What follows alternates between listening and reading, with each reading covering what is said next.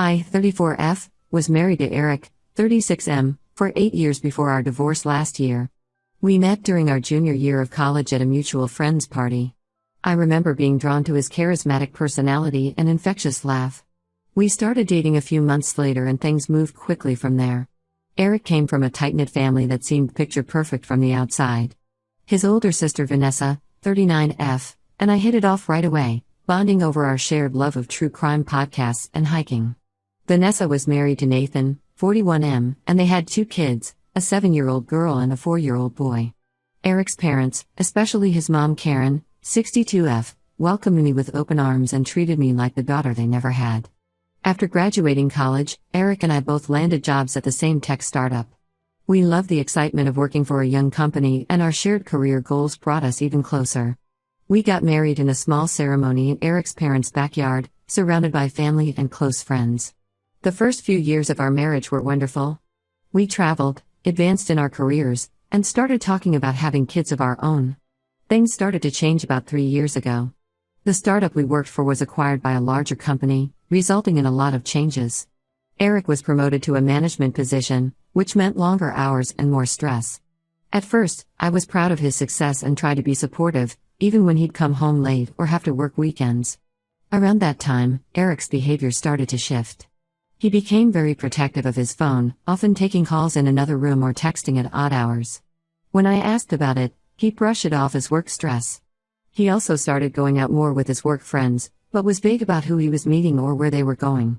I tried not to let my imagination run wild, but doubts started creeping in. Eric and I had always been so close, and suddenly it felt like there was this growing distance between us. I suggested couples counseling, thinking maybe we just needed help reconnecting. Eric reluctantly agreed, but after a few sessions, he said it wasn't helping and didn't want to continue. During this time, I threw myself into my own work and hobbies as a distraction. I started training for a marathon, spending hours running to clear my head. I also took on more responsibilities at work, earning a promotion to project manager. Despite these personal accomplishments, I couldn't shake the feeling that something was off in my marriage. Things came to a head about 2 years ago. I had taken a half day at work, wanting to surprise Eric with tickets to a concert he'd been talking about. When I got home, I heard noises coming from our home office. I slowly pushed open the door to find Eric in a compromising position with a woman I'd never seen before. The next few hours were a blur of tears and shouting. Eric confessed he had been having an affair for the past 8 months with a coworker named Ashley, 28F. He swore it didn't mean anything and begged me to forgive him. I was too hurt and angry to even process what he was saying. I grabbed some clothes and went to stay with my sister. Over the next few weeks, Eric's family reached out constantly trying to convince me to work things out with him. His mother Karen was especially persistent, showing up at my workplace and even cornering me at the grocery store to plead Eric's case. She kept saying things like marriage takes work and everyone makes mistakes. I felt overwhelmed and pressured by their interference. When I finally agreed to meet with Eric to talk, I was shocked by his attitude. He seemed more concerned about how a divorce would impact his career and family's image than actually being remorseful for betraying me. He talked about how embarrassing it would be to tell people we were splitting up and how disappointed his parents would be. It became crystal clear to me in that moment that reconciliation wasn't an option. I filed for divorce soon after. Eric and his family were furious, calling me selfish and unforgiving. Vanessa, who I had considered one of my closest friends, suddenly turned cold. She spread rumors to our mutual friends that I had been frigid and neglectful, pushing Eric into another woman's arms. I was hurt and bewildered by her betrayal. The only person from Eric's family who stood by me was Nathan. He confided that he had suspicions Eric was cheating but didn't want to get involved without proof. While I was hurt he hadn't said anything earlier, I appreciated his honesty and support during such a difficult time. The divorce process was nasty. Eric tried to paint me as unstable and money-hungry to get a better settlement. He claimed that my obsession with work and running had pushed him to cheat. His family, led by Vanessa, embarked on a smear campaign against me. I lost many friends during that time, people I had considered close for years who suddenly believed I was some kind of gold-digging shrew. I threw myself into my work as a coping mechanism, taking on even more responsibilities at the office. My boss noticed my increased productivity and gave me another promotion, which was a small bright spot during an otherwise dark time. I also started seeing a therapist to work through my trust issues and rebuild my self-esteem. After months of legal back and forth, the divorce was finally finalized 6 months ago. I was able to keep our house and got a fair financial settlement, much to Eric's chagrin. I thought that would be the end of my involvement with Eric and his toxic family. But last month, I got a hysterical call from Karen. Through her sobs, I managed to piece together that Eric had gotten Ashley pregnant and they were now engaged. Karen was beside herself about the scandal this would cause in their social circles. Then, to my utter disbelief, she actually asked me to consider taking Eric back to avoid embarrassment to the family. I was stunned by her selfishness and audacity. This woman, who had once treated me like a daughter, was now only concerned about keeping up appearances. I firmly told her that Eric was no longer my problem and to never contact me again. Then I blocked her number. Since then, I've maintained no contact with Eric's entire family except for Nathan. He's kept me updated on the drama unfolding, though I've asked him not to share too many details. Apparently, Eric and Ashley's hasty engagement has caused a huge rift in the family. Vanessa especially is furious about welcoming the other woman into the family. There's also speculation that Ashley's pregnancy timeline doesn't add up. Nathan overheard a heated argument between Eric and his parents where they accused him of getting Ashley pregnant while he and I were still married. Eric vehemently denied this, but given his history of lying, who knows what the truth is? Part of me feels a twisted sense of vindication that Eric's actions are coming back to bite him. The family that was so quick to blame me for our divorce is now dealing with the real consequences of Eric's behavior. But mostly, I just feel relieved to be away from all the toxicity. I'm focused now on healing and moving forward with my life. I've continued with my marathon training, finding it to be great therapy. I recently completed my first full marathon, which was an incredibly empowering experience. I've also joined a support group for divorcees where I've made some wonderful new friends who understand what I've been through. Recently, I've started seeing someone new. We met at a local running club and hit it off immediately. It's still very early days, but for the first time in a long time, I'm excited about the possibility of a healthy relationship. I'm taking things slow and being cautious with my heart, but I'm hopeful for what the future might hold. Looking back, I can see now that ending my marriage was the best decision I could have made. As painful as the process was, it freed me from a relationship built on lies and a family that valued appearances over honesty. I'm proud of myself for having the strength to walk away and start over. Whatever challenges come next, I know I have the resilience to face them. Update 1. It's been about a month since my last post and unfortunately, the drama with my ex and his family has continued to unfold. I really hoped I was done with all of it, but some new information has come to light that I felt I needed to share. A couple of weeks ago, I was at my usual Saturday morning running group when I spotted Ashley stretching nearby. My heart started racing and I quickly tried to turn away, but she called out my name. To my shock, she apologized profusely for the affair and begged me to hear her out. Against my better judgment, I agreed to get coffee with her after our run. We met at a small cafe near the park. Ashley looked nervous and kept fidgeting with her cup as she started talking. What she told me turned my world upside down. Apparently, she and Eric didn't just start their affair 8 months before I caught them, it had actually been going on for over 3 years. I felt like I had been punched in the gut. 3 years. That meant Eric had been cheating on me for most of our marriage. All those times I had doubted myself or felt guilty for being paranoid about his late nights at the office. I had been right all along. But the revelations didn't stop there. Ashley went on to tell me that Eric's sister Vanessa had known about the affair the entire time. Not only that, but she had actively helped cover for them on multiple occasions. She would lie to me about Eric's whereabouts or create fake work emergencies to explain his absences. I was absolutely floored. Vanessa, who I had considered one of my closest friends, had been betraying me for years.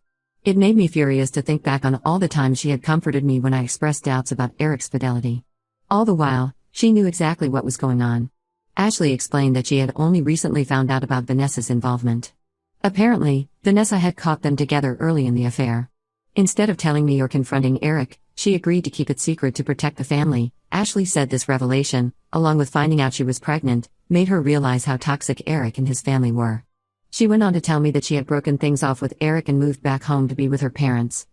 The pregnancy had been unplanned and she was still deciding what to do. She apologized again for her role in hurting me and said she hoped that by telling me the truth, she could begin to make amends. I left that coffee meeting in a complete daze. My mind was reeling from everything I had learned. Part of me wanted to confront Vanessa and the rest of Eric's family about their deception. But another part just wanted to wash my hands of all of them for good. For the next few days, I went back and forth on what to do with this information. I barely slept, replaying conversations and events from the past few years, seeing them in a whole new light with the knowledge I now had. After much deliberation, I decided to reach out to Nathan. Regardless of my feelings towards Vanessa, I felt he deserved to know the truth about his wife's involvement in Eric's affair. We met for coffee and I told him everything Ashley had revealed. Nathan was devastated. He had no idea Vanessa had kept such a huge secret from him for years. He kept shaking his head, muttering that he couldn't believe it. At one point, he broke down crying, saying he felt like his entire marriage had been built on lies. I felt terrible for potentially blowing up another relationship, but I truly believe Nathan deserved to know the truth.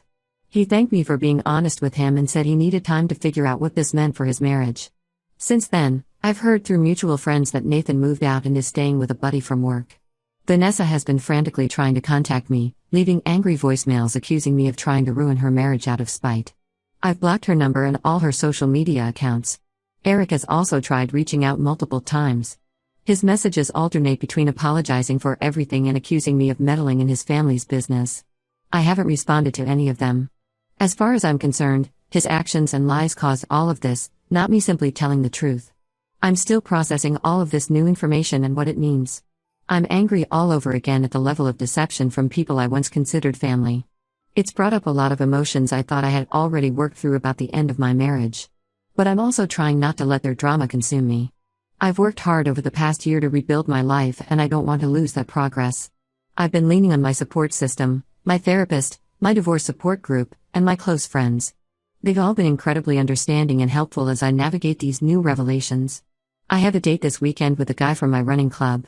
I was tempted to cancel in light of everything going on, but I decided I didn't want to let Eric and his family's mess overshadow my chance at happiness. I'm determined to keep moving forward, regardless of what new drama might unfold. In the meantime, I'm channeling my energy into positive outlets. I've signed up for another marathon, this time to raise money for a local women's shelter. Training gives me a healthy way to process my emotions and the fundraising aspect helps me feel like I'm turning this negative experience into something positive. I know there may be more twists and turns ahead as this situation continues to unfold. But I'm committed to staying true to myself and not getting pulled back into the toxic dynamics of my former marriage and in-laws. Whatever happens next, I know I have the strength to handle it. Update 2. It's been about 2 months since my last update and I wish I could say things have calmed down, but that's unfortunately not the case. The situation with my ex and his family has continued to spiral in ways I never could have imagined. A few weeks ago, I got a call from Nathan. He was clearly upset and asked if we could meet in person to talk. We agreed to meet at a local park, figuring a public place would be best given everything going on. When I saw Nathan, I was shocked by his appearance. He looked like he hadn't slept in days, with dark circles under his eyes and rumpled clothes. As soon as we sat down on a bench, he dropped a bombshell. After confronting Vanessa about her role in covering up Eric's affair, she had confessed to her own infidelity. Apparently, Vanessa had been having an on and off affair with Eric's best friend Mark, 40M, for the past 5 years. Nathan was understandably devastated. He said he felt like his entire world had been turned upside down. But the revelations didn't stop there. Nathan went on to tell me that after Vanessa's confession, he had started to question everything. He decided to do a paternity test and discovered that their younger child, the 4-year-old boy, was actually Mark's biological son. I was absolutely stunned. The level of deception in Eric's family seemed never-ending. I couldn't believe Vanessa had the audacity to judge me for divorcing Eric when she had been cheating herself for years. Nathan thanked me again for being honest with him about what Ashley had told me. He said it gave him the push he needed to really question Vanessa and their marriage. He told me he had filed for divorce and was fighting for custody of both children, including the son that wasn't biologically his. I tried my best to comfort Nathan, but I was reeling from all this new information myself. I felt terrible for the pain he was going through and for the innocent children caught in the middle of all this mess. A few days after meeting with Nathan, I got a hysterical call from Karen, my former mother-in-law. She was sobbing, saying that everything was falling apart and begging me to help fix things. Apparently, the news of Vanessa's affair and the paternity revelation had gotten out to the extended family. Karen was distraught about the family's reputation being ruined. She kept saying things like, "What will people think? And how will we ever show our faces at church again?" I was furious that Karen seemed more concerned about appearances than the pain her children had caused.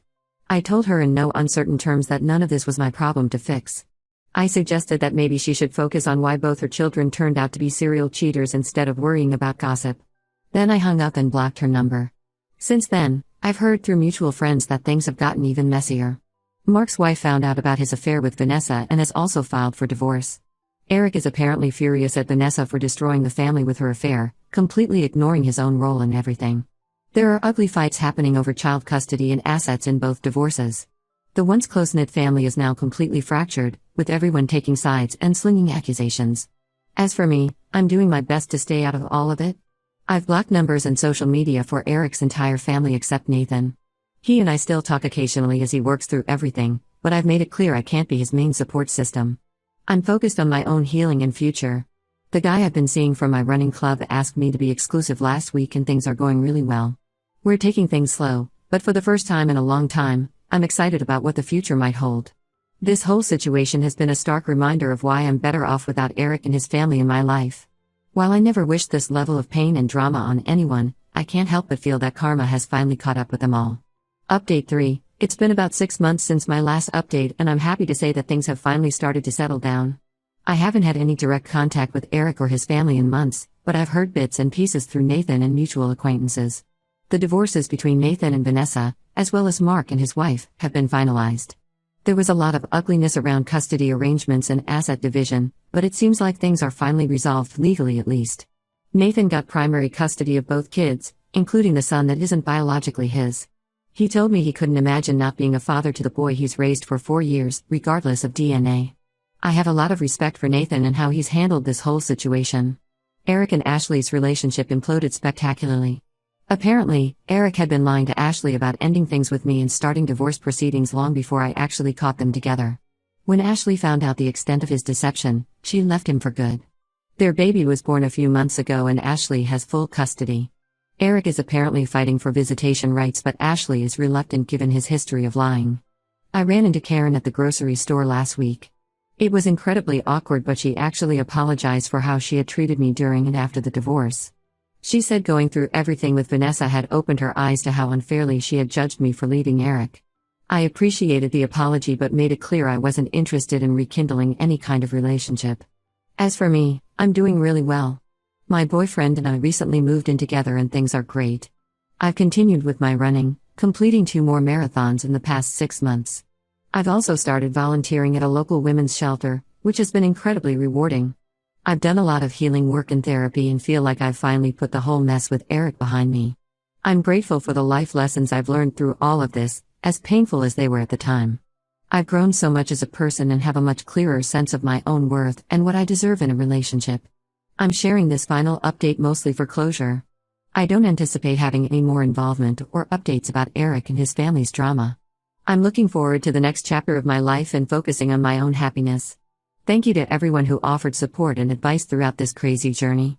Here's to new beginnings and leaving toxic relationships in the past.